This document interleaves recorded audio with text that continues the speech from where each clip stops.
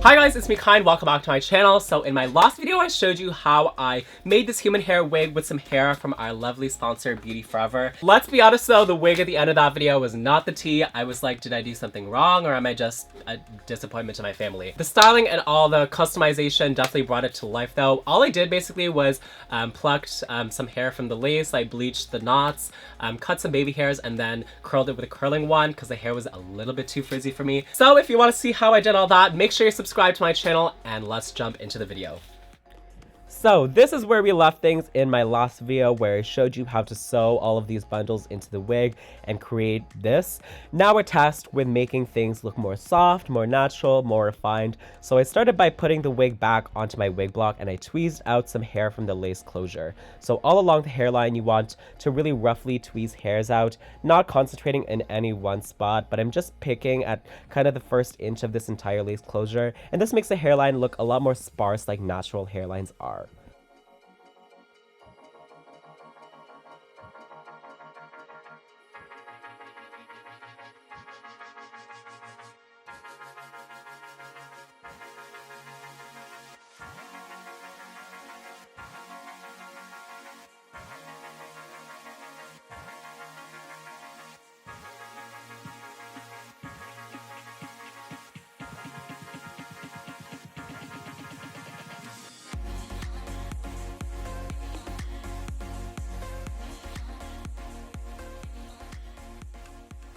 I ended up tweezing out quite a bit because of how hard the original hairline was, and this process was actually really easy because of just how fine human hair is.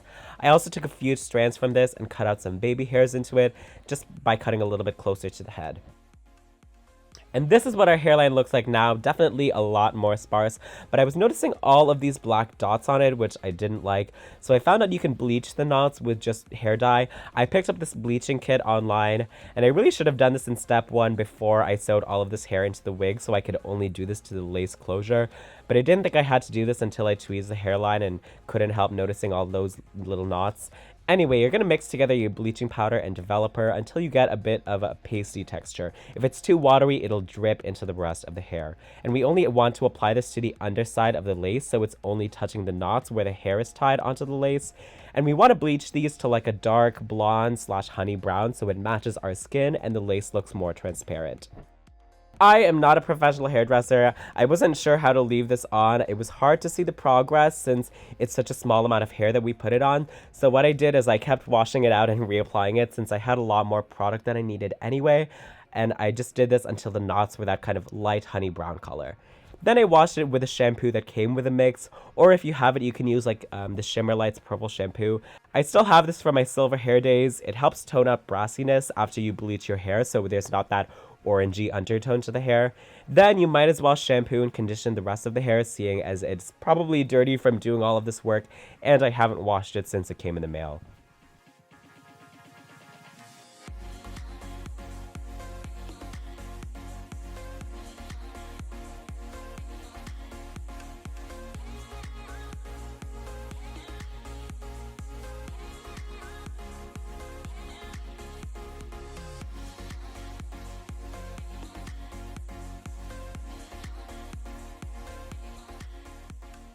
So this is what she looks like now, a lot better now, and the final step is going to be to do some heat styling on this. I pinned it into my wig block. I didn't use that white ribbon that I usually use since the lace is so small here. I just pinned the cap all the way around. I mean, if you really want to be fish, you can wear it and style it on your head, especially if you already have long hair and you're used to doing it. I'm more used to styling on wig head, so that's what I did. But I borrowed my friend's curling wand and I started curling the wig. I sectioned off like the top 85% and worked from the bottom going upwards. And to get a really good curl, I put the wand at the base, wrapped a small section of hair around it, waited like 4 or 5 seconds, and I started off just letting it dry in my hands for a bit. But to save some time and to get a really good curl, I found the key is to clip it up. That way you can move onto other hair while it cools down, and since it has a chance to cool down in that tight curl shape, it looks a lot tighter when you let it down after about a minute.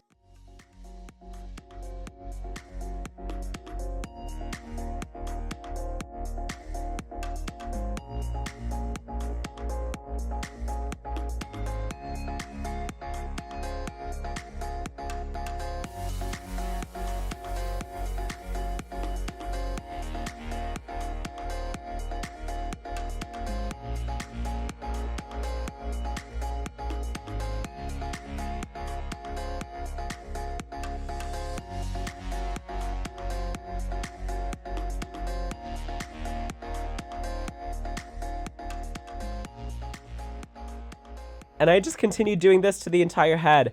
Took me about 20-30 minutes, but I actually really like doing this. I felt so Hollywood, like doing this glamorous celebrity hair. I mean, compared to like doing rollers and pins and using a fucking clothes steamer, this just feels a lot more luxurious.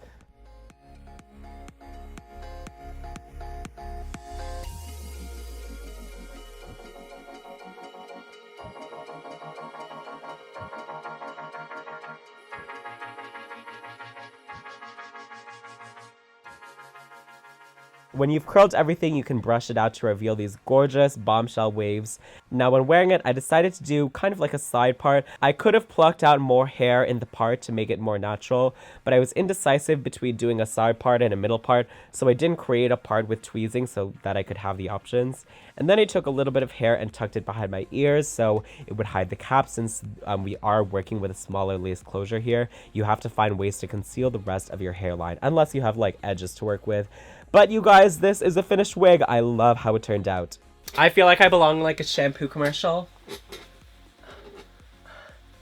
Anyway, I hope you guys enjoyed watching this video. I definitely enjoyed making it. Shout out again to Beauty Forever for sponsoring these videos. Be sure to give this video a thumbs up and let me know your thoughts in the comments. I'm gonna be going back to my regularly scheduled Halloween content soon, so you can expect to see this hair in a video of mine. So make sure you subscribe for more videos like this one, and I'll see you guys all next time. Bye!